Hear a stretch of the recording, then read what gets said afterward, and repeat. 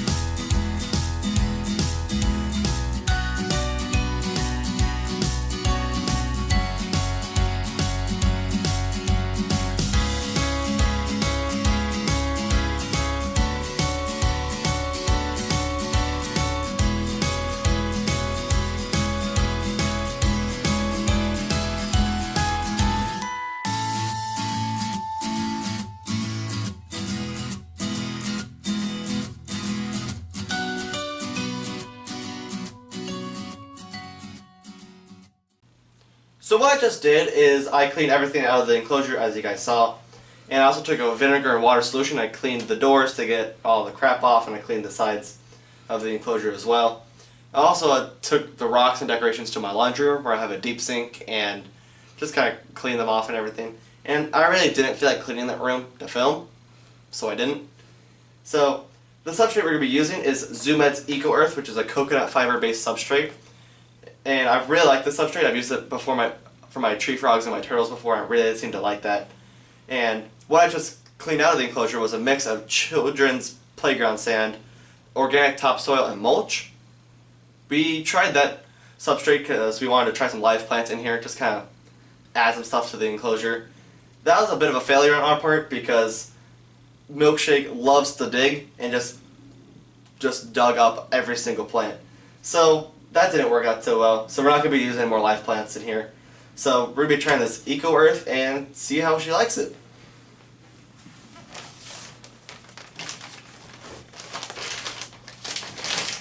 If I can get the bag in here, it'd be great. Okay, this is not working as well as I hoped it would.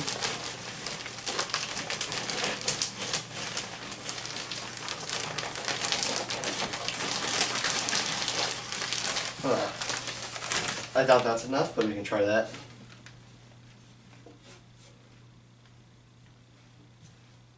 I've actually got it right. That's pretty good. Okay, I can fix all and even that up later. So now we put in the hides into the enclosure. We have a piece of garden hose here for the warm side of the enclosure. So we put that in the corner here. It looks a bit unnatural, yes, but Milkshake really seems to like that, so we're going to use it. And then I also have some rocks here that were put on the cool side for a hide. I twisted it around the wrong way. There we go.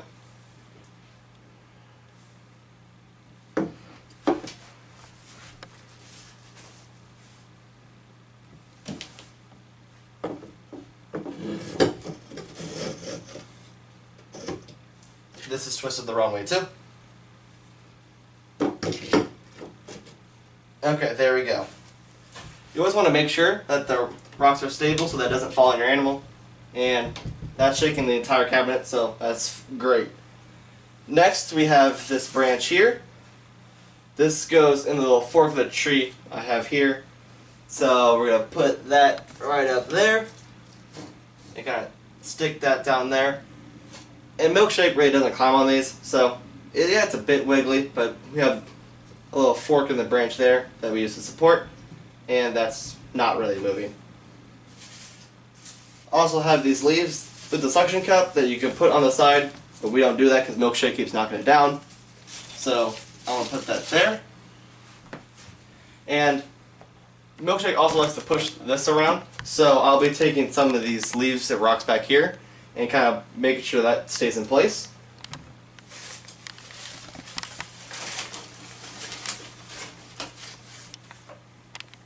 So now I'll be putting some of these rocks next to the garden hose so that Milkshake can't push it around, because as I said before, we kind of want everything to stay still so that they don't harm themselves or anything falls on them.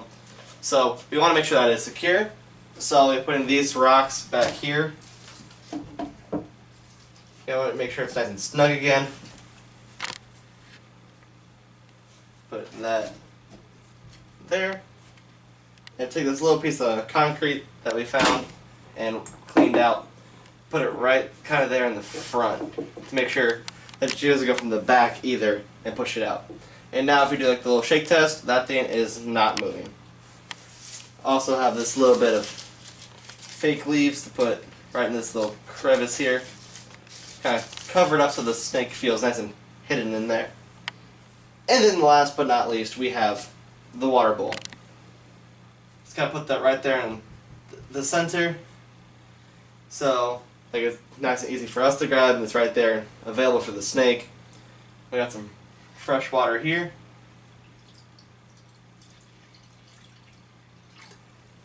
And there we go. Just kind of shake off some of the dirt that's on my hands back in there.